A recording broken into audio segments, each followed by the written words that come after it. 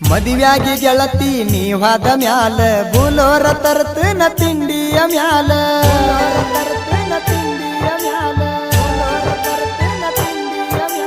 ನಿಮ್ಮವ್ವನ ತಾಳ ದಾನ ಮಳ್ಳ ನಿಮ್ಮಪ್ಪಗ ಕೊಡುವಂಗ ಬೆಳಿತಿನ ಸಾಲ